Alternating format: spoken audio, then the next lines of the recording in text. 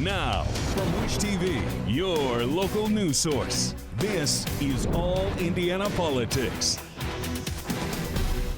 Good morning, everyone. Thank you for joining us for All Indiana Politics. Another extraordinary week in politics and government. Wednesday, the insurrection at the U.S. Capitol. Pro-Trump supporters overwhelming Capitol Police and swarming in the building, sending lawmakers and the vice president running for shelter and safety.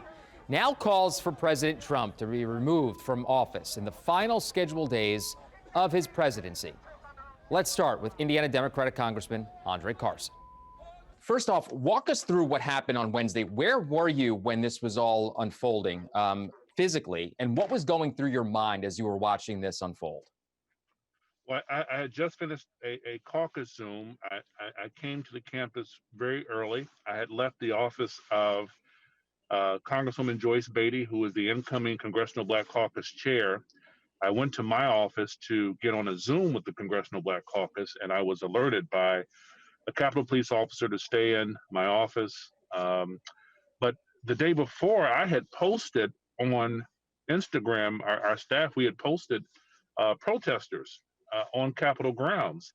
And there were people who were upset about our video post, but it was a way for us to indicate the environment and the intensity of the environment at the moment. And then a day later, unfortunately, lives were lost. But I was in my office. I was there for maybe 9 hours by myself, communicating by group text with other colleagues who had been ushered into committee rooms, and some were still at home.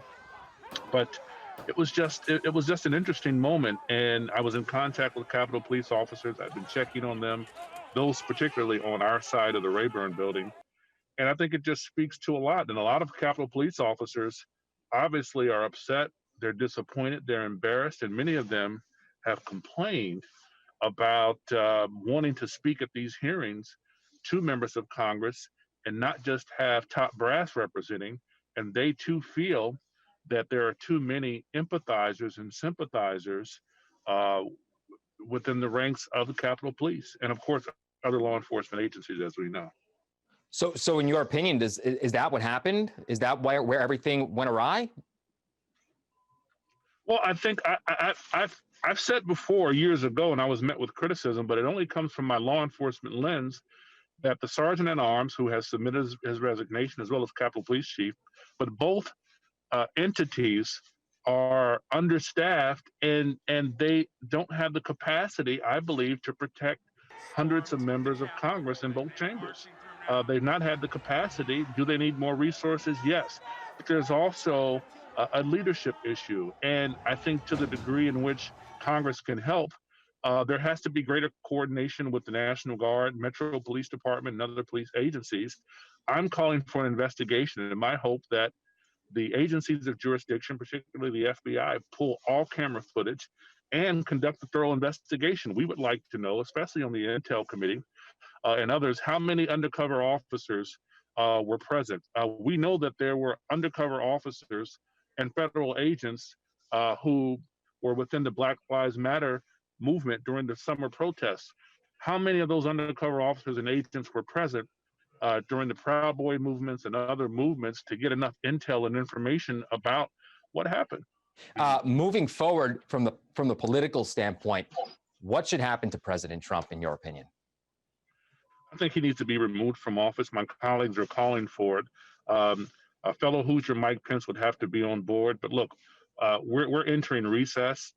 By the time we come back, we'll be swearing in Joe Biden as our president. And so it's really a symbolic gesture, but symbols have meanings, as we see. People still want to see us fighting. The first line item agenda will be getting Americans $2,000 checks.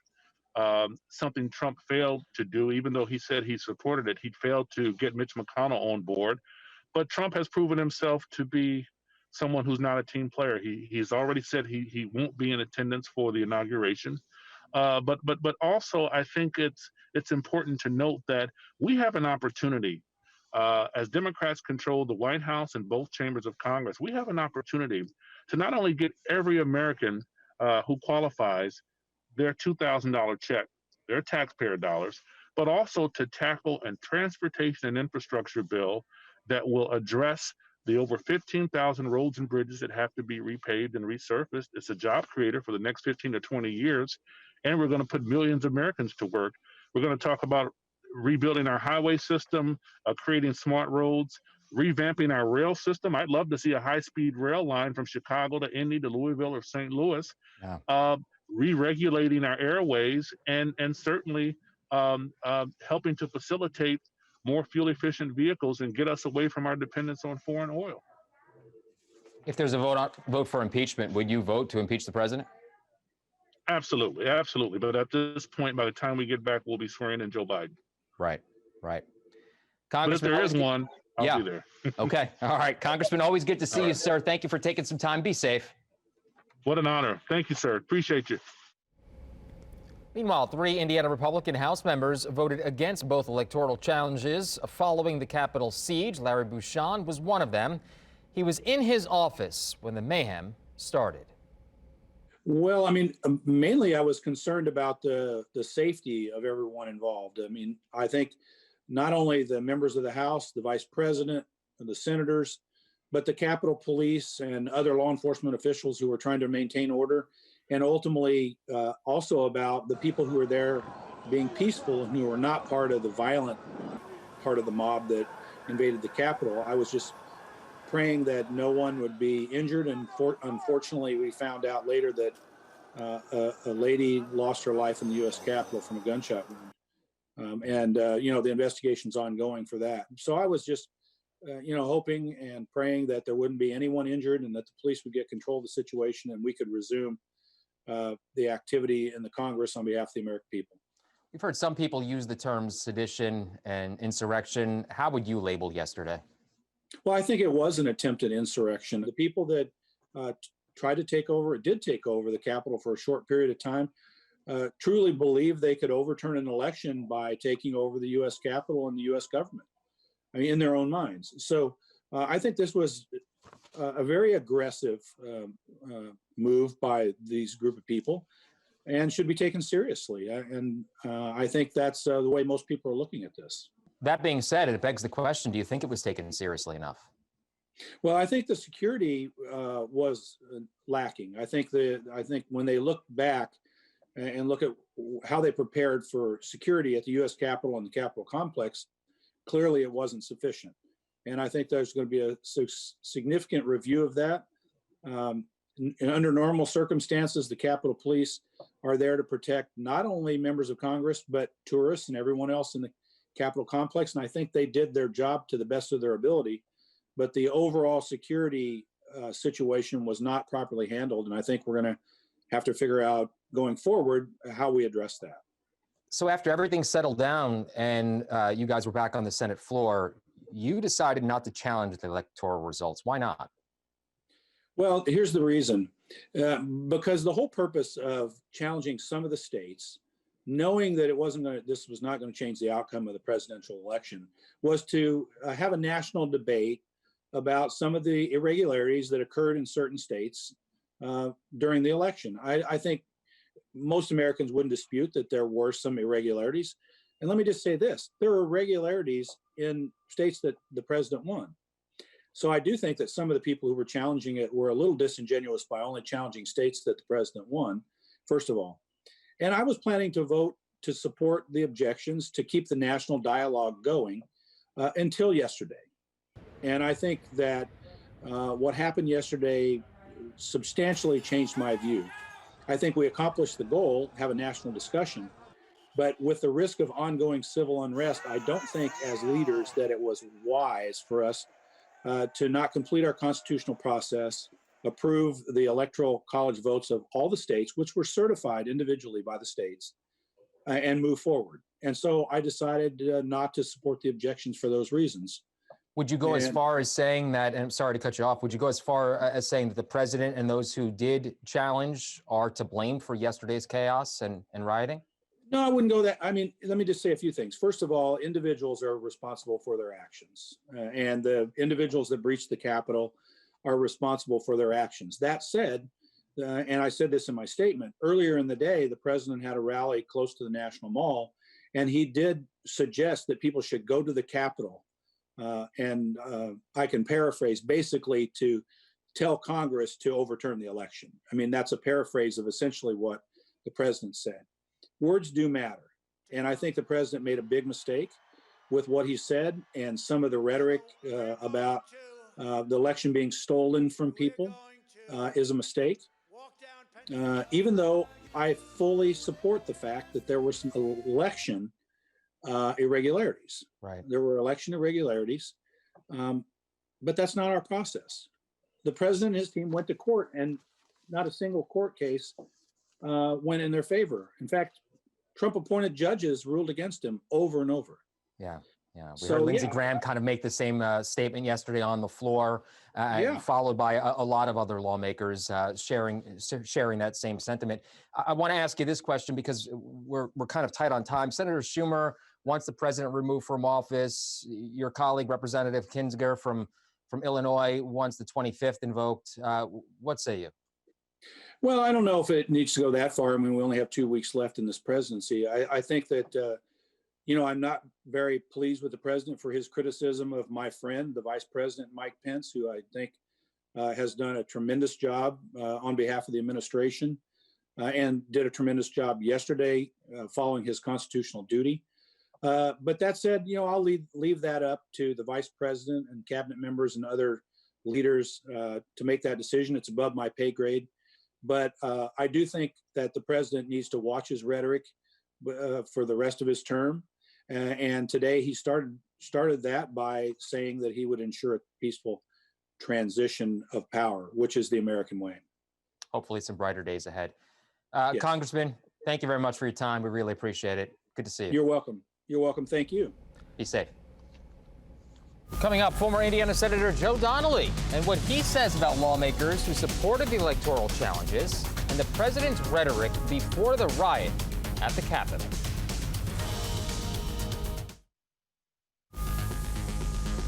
And welcome back to All Indiana Politics. As we continue to follow the stunning events in Washington, D.C. this week, we talked about Democrats, including Andre Carson, calling for the president's removal.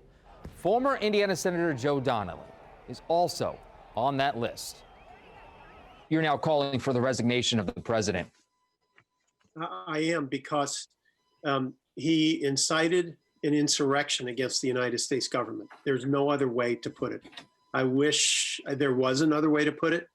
For many years, I've been against moving forward with the 25th Amendment. We've seen a lot of things that make you shake your head, but I never pushed for this before. But I think it's appropriate now that the president resigned. His incitement resulted in the deaths of 5 people at the United States Capitol the other day.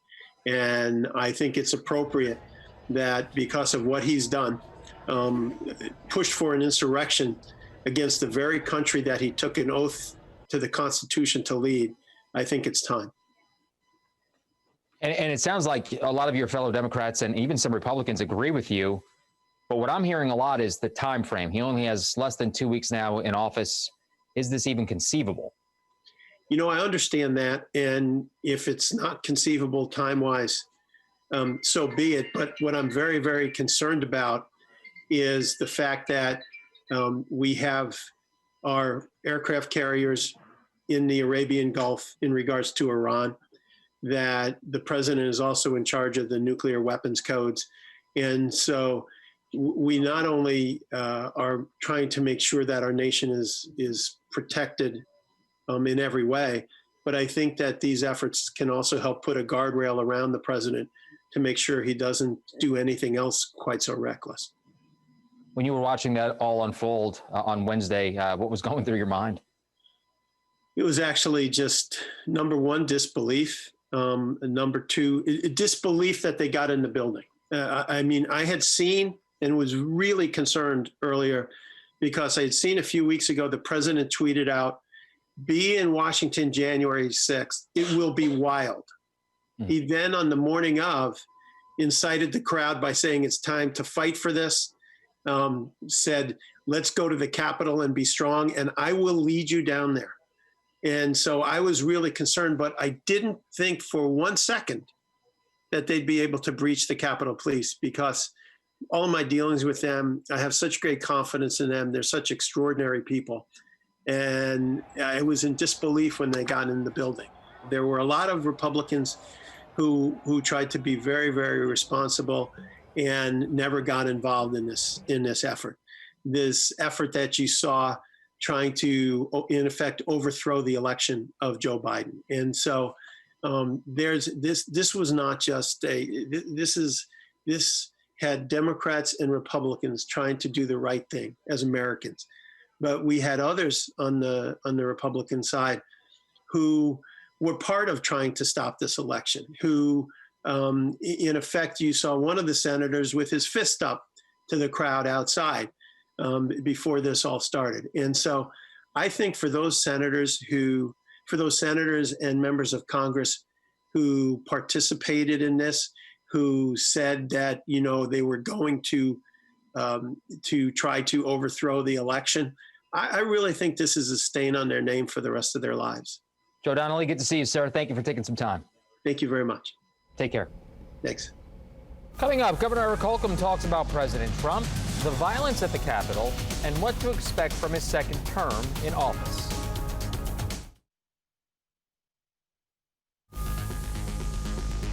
Welcome back. It was clearly a big week in politics, both nationally and locally, and Indiana Governor Eric Holcomb has been vocal about it all. I spoke with the governor on the events that unfolded in Washington, D.C., as well as the vaccine rollout and his upcoming budget proposal. Governor, I spoke with Indiana Congressman Andre Carson a little while ago. He wants the president removed from office. Some Republicans feel the same. You were the campaign chairman for Donald Trump here in Indiana. Do you think he's lived up to the job of president, specifically over the past week? I think, and I've tried to remain very disciplined about this and focused on my job. I think the people elect a president or a governor or a mayor or a commissioner. The people have spoken. And if the people's representatives in Washington, D.C. are of another mind, then that's up to them. And I can respect someone who has thought through their responsibility for their job, but that's on them. And again, just like if this case were happening in here, would be held accountable for my actions or decisions, they will as well. What I do know is, I take a broader view of this, what's unfolding over the course of from our founding to where we are today. And in 2 weeks from now, and quite honestly, I don't know what all they can get done. It changes every day what they say their priorities are. So trying to keep up with what they say they want and what they're going to do, I don't hold my breath. Having said that, I look forward to working in 2 weeks from now, with the administration, with Congressman Carson, with our delegation, as we have on both sides of the aisle. This is one of our strengths here in Indiana, to make sure that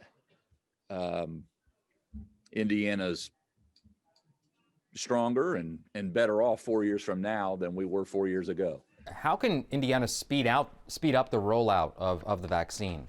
Understanding that limiting factor, the more people that talk to other folks who have been vaccinated and learn of the efficacy of this and learn of the little side effects and see others vaccinated and then carrying on with their duties and their lives, I think the more will gravitate toward getting the vaccine, and that will help us accelerate through this whole ordeal. But the limiting factor is our inventory, because we've got this system built, and that system can build out. If we had 2 more vaccines approved in February and in March, and then in April, then we could add on to the infrastructure we've already built out to distribute and administer into the arms, but you got to have the inventory. You talked about your budget. Have you thought about, or have you come up with any cuts yet? If you rewind the tape and you go back, and I'll confess, I said on record, this could be like 2008, 2009 in terms of what the virus, the fiscal impact it could have on our economy. And so we were planning for a potentially, loss of revenue over a couple of years of north of 2 billion. Could have been 2.5, 3 billion. I even uttered the word 3 billion. And when you look at, past recessions in 08, 09, we took about a $2.5 billion hit. I wanted to be prepared for that. We immediately and aggressively went to our agencies and said, call it what you will, it was cuts, but I said, you got to rein in about 15% of your budgets, and you're doing so anything that's discretionary is fair game right now, because we got it to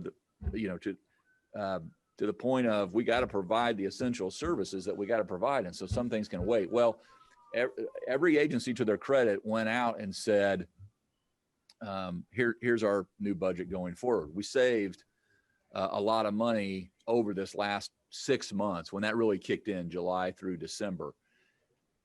We also reined in higher education at 7%. We also turned over every stone. And in doing so, those were cuts.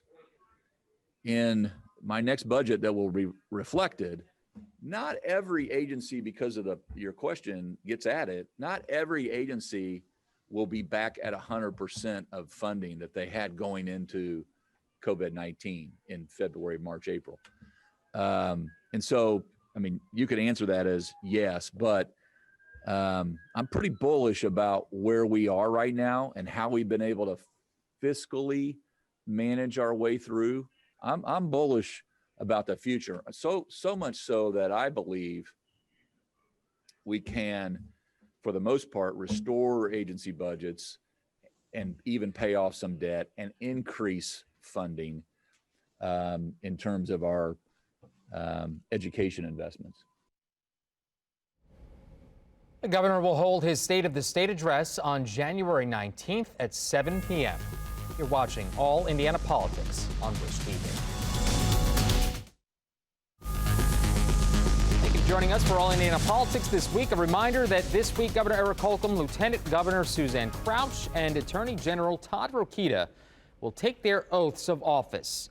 We'll be back here next Sunday morning at 9:30. Have a great rest of your weekend.